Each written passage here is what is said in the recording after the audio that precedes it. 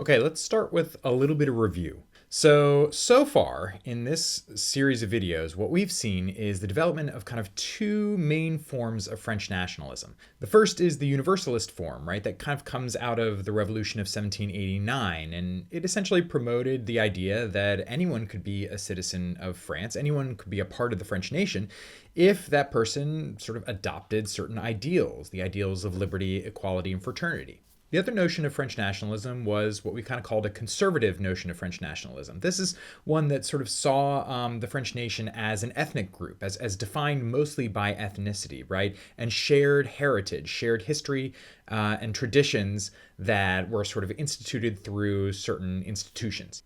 These two visions of the French nation sort of existed in tandem. They existed in opposition and kind of tension with each other all throughout the 19th century. And different political regimes kind of prioritized one vision of the nation over the other, right? The Bourbon Restoration, for example, sort of adopted and leaned into the conservative vision of the nation. The July Monarchy tried to balance the two through the juste milieu. There were sort of elements of the Second Republic or the provisional government in the Second Republic that sort of tried to push France towards the universalist vision. And then in the Second Empire, we see a kind of cocktail of a lot of different things, largely in response to kind of the pressures of and the challenge of the social question. And then in the last video, we saw kind of the solution or the resolution of all these tensions in 1870 with the creation of the Third Republic and the sort of adoption of or promotion of a kind of conservative republicanism, a type of sort of mediated universalist vision of the French nation. In this video, we're going to see how that vision of the French nation, this sort of universalist vision, but one that was sort of mediated or contained, right, or reserved, and oftentimes in opposition to sort of the claims of socialism. How does this vision of the French nation change or get transformed through the context of imperialism? In other words, how does the project of creating and spreading a French empire throughout the entire globe change the way that Republicans in the Third Republic talk about the French nation? And the main argument of this video is this. The Third Republic's embrace of the project of imperialism, of imperial expansion throughout the globe, resulted in the kind of racialization of the universalist vision of the French nation. In other words, of the adding of the dimension of race to the conception of the French nation. Okay, that's the plan. Let's get going.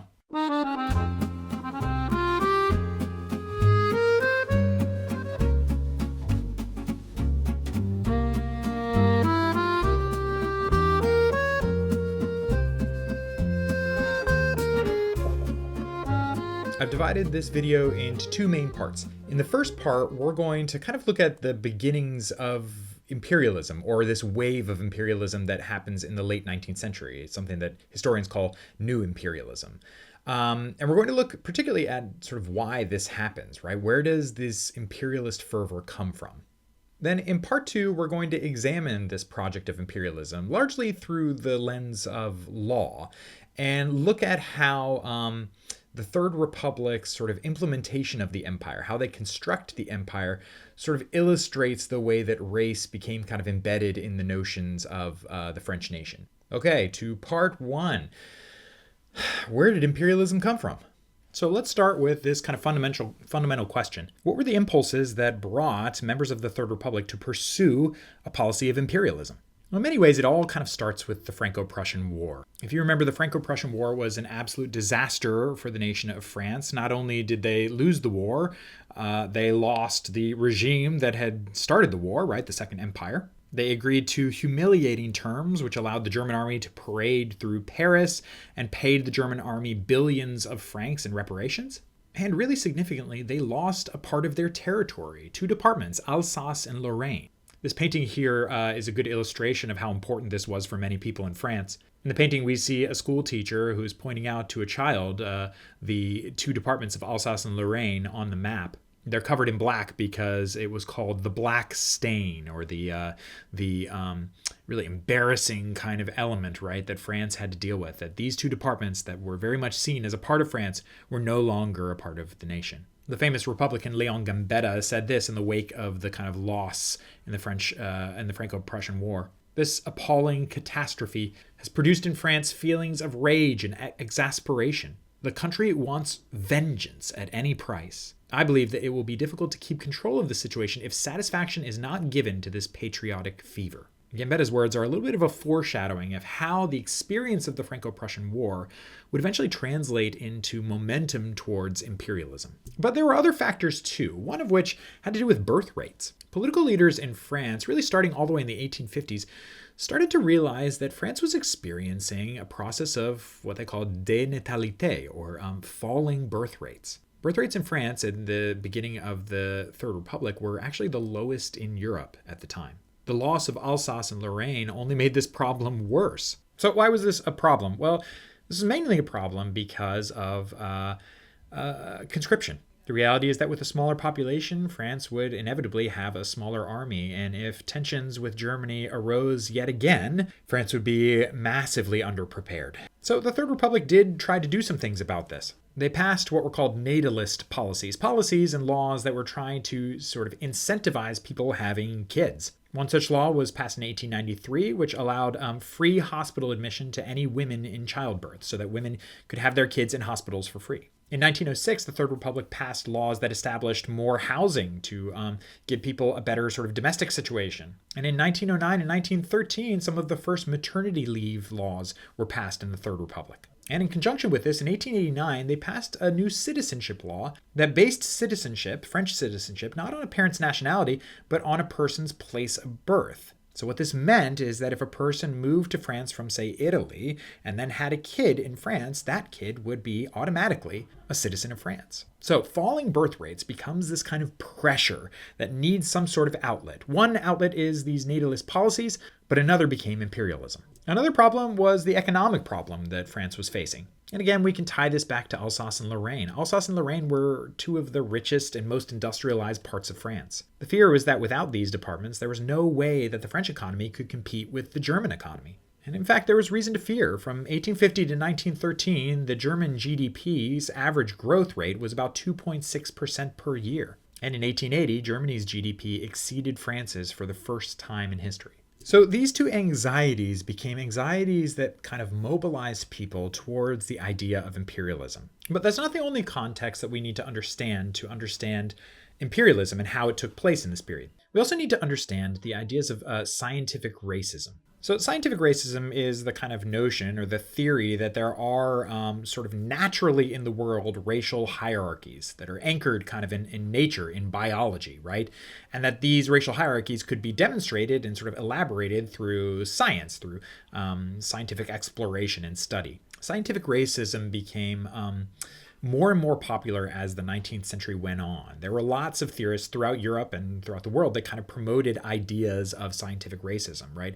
One of the most important figures in this kind of in this theory of scientific racism was actually a French writer named Joseph Arthur de Gobineau. He published what became a really significant work in the kind of field of scientific racism in 1853 called An Essay on the Inequality of Human Races. In this book, he promoted the superiority of the Aryan or the white race above all others and above the mixing of races. He talked about the importance of racial purity. And he claimed, kind of unsurprisingly, that, of course, the French nation, with its sort of long heritage back to the Franks, was an incredibly sort of superior form of humanity. He essentially said that the French nation was not only kind of an ethnic family, right, a group descending from, Clovis, but also that it amounted to a race, right, a kind of species of human, and that species of human was also superior to other species of humans.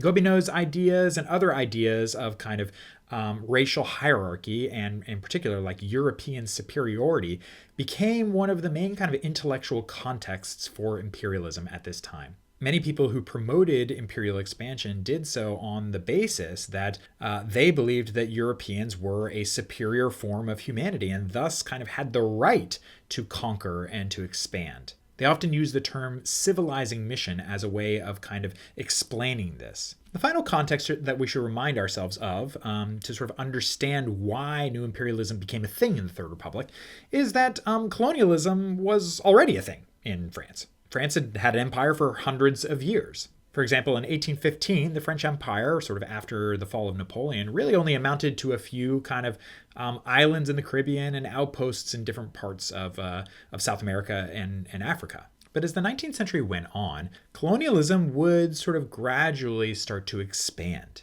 It really began in 1830 with the invasion of Algeria under the kind of direction of actually Charles X, the last Bourbon monarch. He sponsored a military invasion of Algeria that then became a kind of permanent military presence in Algeria all throughout the July monarchy. And then under the Second Empire and the reign of Louis Napoleon, imperialism got another kind of kick or another push in momentum. This is illustrated by the imperial expansion throughout Asia and the Pacific. In 1853, for example, French troops captured the island of New Caledonia, and they turned it into that famous penal colony that became the place where many Paris communards were sent. And in 1863, they established small colonies in Southeast Asia around the area of like Saigon. The big takeaway here is to know that there was already kind of a little bit of momentum towards imperial expansion that had sort of come from the whole course of the 19th century. But what's unique about this is that this was entirely a military enterprise up until this point. It was the French military going and conquering certain spots, setting up military outposts, usually using them for strategic reasons like refueling or things like that,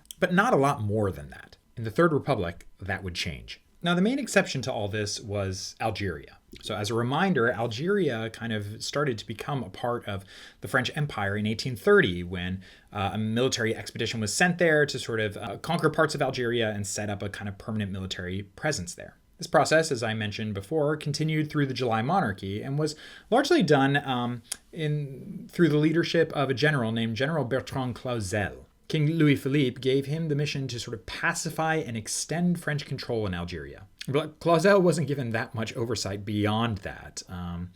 He largely took on his own policies without much direction from Paris. And one of the ways that Clausel kind of went a little rogue was that he started to encourage colonization of Algeria from civilians. He encouraged both French people and Europeans from different parts of Europe to move to Algeria and settle there. Clausel thought that this would help stabilize and secure the military's presence there and the military mission of sort of pacification and control. And in fact, this initiative had some success. By 1840, there were upwards of 20,000 European civilians living in Algeria. About 10,000 of them were French and 10,000 were from other parts of Europe. And that number actually exploded in the 1840s. By 1846, there was an estimated 80,000 European civilians living in Algeria. Now, this invasion and colonization did not come unopposed. In fact, in 1834, there was a famous opposition resistance movement led by Abd al-Qadir. He proclaimed a jihad against these invaders, right, and mobilized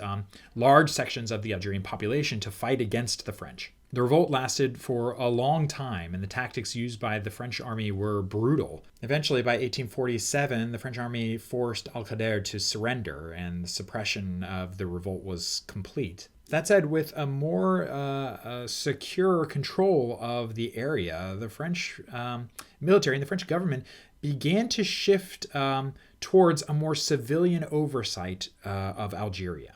We can see this largely in some administrative changes that took place. The most important was a law in 1848 when the provisional government, right, that kind of arose in 1848, declared that Algeria would now become departments of France. Algeria was divided into 3 French departments that would be organized the exact same way as departments in the metropolitan part of France. Each department was given a civil administration, the exact same kind of administration that existed in French departments. And this led to a massive increase in immigration to Algeria. By 1871, there were over 300,000 European settlers in Algeria. And once again, this wave of immigration led to resistance. In 1871, there was a massive revolt called the Mokrani Uprising, in which members of the Algerian populace sort of rose up to fight against the French sort of conquest and expansion. Some 200,000 Algerians joined the rebellion. Adolphe Thiers and the provisional government actually sent 80,000 troops to Algeria to suppress it. The quote-unquote peace terms that were eventually drafted in the wake of this rebellion in many ways kind of reflected the same sort of peace terms that were issued in the Franco-Prussian War. The Algerian population was forced to pay reparations to the French colonists, upwards of 36 million francs. 450,000 hectares of land were confiscated, and given to essentially European colonists. In particular, many were sectioned off for exiles from Alsace and Lorraine, those two departments that were given up and given to Germany in the wake of the war. The damage to the Algerian population was immense. Throughout this whole process of colonization from 1830 all the way to 1871, the Algerian population fell from 3 million to 2 million. Algeria became in many ways the most important part of the French Empire. It was the one that had the kind of longest history, and it was the first one that was really integrated into the civilian organization of France. The story of Algeria would be incredibly important to the story of the French nation from this point forward. So, imperialism emerges from a few different impulses, right? There is the kind of anxieties over the losses of France during the Franco-Prussian War. There's anxieties over population rates. And then there's these kind of broader contextual elements about national glory, the civilizing mission, etc. All of these things kind of combine to push many politicians in the Third Republic to sort of promote the expansion and the creation of the new French Empire. Now let's take a brief look, a very kind of quick overview, glance at what this empire looked like, right? How was the empire actually created and constructed? And what does this tell us about kind of the project of French nationalism? Okay, so we've seen essentially what the impulses towards imperialism were. Now let's look a little bit about how it took place. And we can start really by acknowledging that not everyone in the Third Republic thought that this new initiative towards imperialism was actually the right call. There were certainly some that promoted it aggressively. Chief among the pro-imperialist lobby in the Third Republic was Jules Ferry. This is the same guy who pioneered the education laws and sort of served as a central figure in the Third Republic. Ferry argued that imperialism was a sort of imperative for France. Here's what he said in a speech in the National Assembly. Republicans have shown that it is quite aware that one cannot impose upon France a political ideal conforming to that of nations like independent Belgium and the Swiss Republic. That something else is needed for France. That she cannot be merely a free country, that she must be a great country, exercising all of her rightful influence over the destiny of Europe. That she ought to propagate this influence throughout the world and carry everywhere that she can her language, her customs, her flag, her arms, and her genius. Ferry essentially argued that France had a moral imperative to create and expand an empire throughout the world. There were many on the other side of the aisle, however. One was Georges Clemenceau. He responded to Ferry's claims by arguing this: superior races have over inferior races a right which they exercise. Such, in Ferry's own terms, is his thesis. And one sees the French government exercising its right over the inferior races by going to wage war against them and converting them by force to the blessings of civilization. Superior races? Inferior races? Whew, that's easily said. For my part, I have become far more cautious since I saw German scholars scientifically prove that France had to be defeated in the Franco-German War because the Frenchman is of an inferior race to the German. In other words, Clemenceau said that he didn't buy the kind of foundations of scientific racism that were behind the calls for imperialism. So the point of all this is to say that within the Third Republic, within the Assembly, there was conflict and disagreement over the platform for imperialism. But by 1880, the arguments of the pro-imperialist lobby and Jules Ferry started to become the more dominant policies in the Assembly. Evidence of this is the rapid expansion of the French Empire throughout the world in the following decades. This new wave of imperialism kind of began in 1880. In 1880, French military officers managed to establish a protectorate over Tahiti and many of the islands in Polynesia. The next year, on the other side of the world, the French army used sort of the excuse of piracy to invade Tunisia and sort of next door to Algeria and expand the French Empire there. In the next year, the French Empire expanded in both West Africa and sort of Central Africa. In the years that followed, the French Empire would sort of consolidate its claims on parts of the world that it had sort of a small presence and turn it into a more formal administrative bureaucracy. Best example of this is the establishment of the Government General of Indochina, the kind of administrative unit that was created to unify French claims over Vietnam, Cambodia, and eventually Laos. And that process only continued. By 1899, the French had essentially established full control of the island of Madagascar, and they had pushed in towards the interior of Africa, capturing Timbuktu and establishing the colony of Mali. So the wave of new imperialism meant new conquests, but it also meant the shifting from military administration to civilian administration in these places. This is what differentiated, or one of the things that differentiated this new wave of imperialism from sort of older colonial projects in the kind of early part of the 19th century. Whereas before, these colonies were kind of military operations. In the late 19th century and the early 20th century, the empire became a kind of civilian thing. And the goals of these colonies became far more wide-ranging. This process of expansion, of imperial expansion, got kind of consolidated through a few different things. First, there were kind of diplomatic and technocratic elements. In 1884, for example, representatives from various European nations came together in what was called the Berlin Conference, in which they sort of agreed to rules that sort of dictated European colonial expansion in Africa. Out of this conference, other European nations essentially acknowledged French control of various portions of West Africa where the French military existed. Internally, however, the government of the Third Republic also started to sort of create an administrative mechanism for managing the empire. The best example of this was the establishment of the École coloniale, a sort of school to teach and train colonial administrators. This was a part of the shift from military to civilian administration.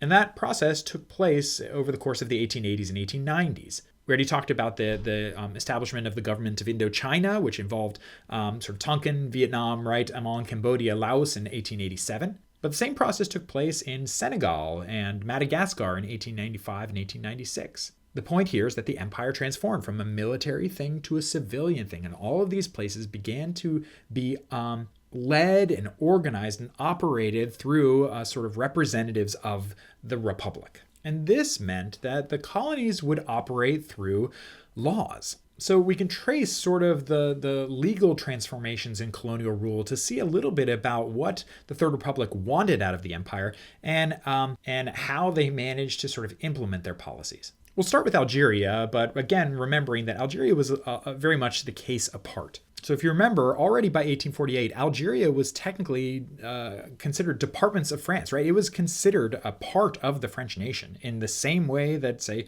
departments in metropolitan France were. That said, there were particular laws in Algeria that made things different. For example, we can look at a citizenship law passed in 1865 about citizenship for native Algerians, right, for indigenous Algerians. The law essentially stipulated that Algerians could claim French citizenship as long as they took an oath to no longer abide by Islamic law or Sharia law. Colonial administrators thought that Sharia law was, quote unquote, incompatible with French identity. So this is something really unique, right? Whereas people living in French departments didn't have to take any such oath, people living in the departments of Algeria, right, did. As a result, only 551 documented cases of Algerians actually gaining French citizenship can be found from 1889 to 1909. Other citizenship laws continue to make this situation even more confusing. In 1870, the government issued what were called the Crémieux decrees. These decrees gave automatic citizenship to Algerians who were Jewish. So again, the point here was that these laws were unique. They were citizenship laws that applied to particular people in a particular part of France. These were not laws that applied to the rest of France in the same way. And we can see this in even starker form through the laws called the Code de l'Indigent.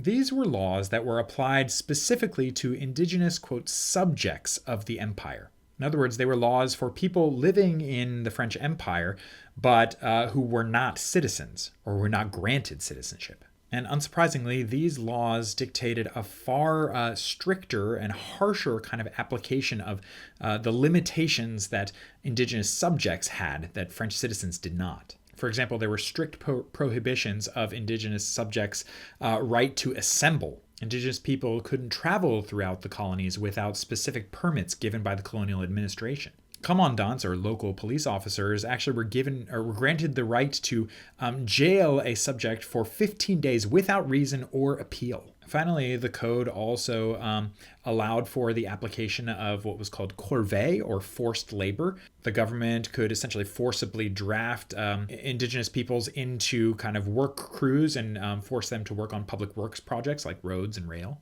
And there was an additional tax on colonial subjects called the capitation, or the tax on heads, on every male head of a family. The point here is that the lens of law shows us that the empire operated with kind of two very divided communities. There were the laws that applied to French citizens in the empire and the laws that applied to French subjects in the empire. And these laws were very, very different. We can see these lines even more clearly and in material form by looking at just kind of how many French colonies got sort of established and grew. There was a process of what Janet Abu-Lughod calls urban apartheid that sort of developed in the French Empire. What this meant is that French colonial officials would oftentimes lead building projects to sort of create and expand cities in the empire. But in so doing, they usually sort of cordoned off a section of the city for European settlers, European-born colonists, and a totally different section of the city for the indigenous population. A good example of this is the city of Hanoi. In 1897, Paul Doumer became the Governor General of French Indochina. He sort of took on the role of the Haussmann of Hanoi, right? The person who was going to implement a new grand building project for the city. His idea was to create Hanoi into a grand capital of the new colony of Indochina. So he did a lot of the same things that Haussmann did. He built new extravagant buildings like a palace for the Governor General. He created boulevards and gardens and parks. All of this new building became known as the French Quarter, in large part because these new buildings were given to French colonists to live in and work in. In 1902, the French Quarter even got its own sewer system. Over 19 kilometers of underground sewers were dug out and built throughout the French Quarter, and they connected actually to many of the buildings through indoor plumbing. By contrast, the sort of native quarters or the indigenous section of the city were left largely untouched. This is where the indigenous population lived and worked for the most part. It lacked the kind of infrastructural changes that the French Quarter was receiving, including, for example, the sewers. And access between the two was often restricted in many ways. The historian Michael Vann actually talks about one sort of ironic result of this process. It happened in 1902 and was called the Great Hanoi Rat Massacre. The story is basically this. The new sewer system led to essentially a rat highway throughout the entire French Quarter. Hordes of rats started to swarm into the quarter and into people's homes, actually, through the indoor plumbing. The colonial government tried to deal with this by essentially passing a law that said that anyone who killed a rat would get 1 cent per rat killed. This led to a whole process of people hunting rats throughout the city. But the larger effect of this sort of interaction with this huge rat population is that it actually led to an outbreak of the bubonic plague in the city. The point that Vann makes is that there's a certain irony in this. As French colonial officials were trying to create these new, pristine, hygienic buildings and urban development in the French Quarter, they actually facilitated the outbreak of plague. The point of all this was to show that in the French Empire, not everyone lived in the exact same way. Physically and geographically, there were certain people that had access to certain parts of the imperial cities and people who did not.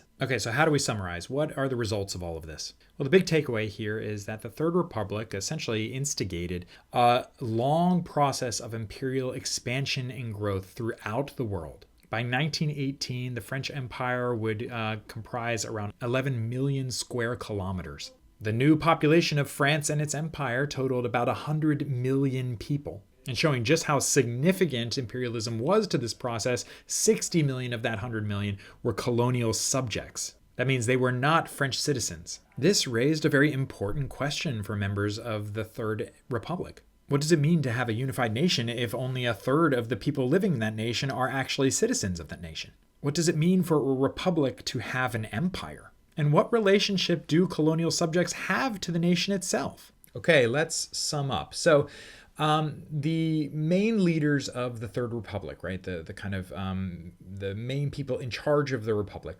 were largely committed to the ideals of the universalist kind of vision of the French nation. This idea that France is defined by these certain ideals of liberty, equality, and fraternity. And interestingly, what they ended up doing is they ended up saying, well, this kind of leads us to a project of imperialism, right? We have the obligation to spread these ideals to people throughout the world. And most proponents of this vision said something along the lines of The fact that since anyone could be a part of the French nation, anybody, right, who kind of encounters these ideals and adopts them can be integrated into France, right? There was a whole kind of notion of assimilation that went along with this project of imperialism in the minds of many French Republicans. But when push came to shove and these politicians began to actually create the structures of the French Empire, what we see is that this idea of the universalist nation, right, of the universalist project of French nationalism, was much more complicated in practice than in theory. The reality is that ideas of race complicated how Republicans thought that people could actually be attached to the French nation, right? Laws that were structured around racial conceptions were things that limited people's access to full citizenship, for example. So in theory, anyone could be a part of the French Republic, according to these leaders of the Third Republic.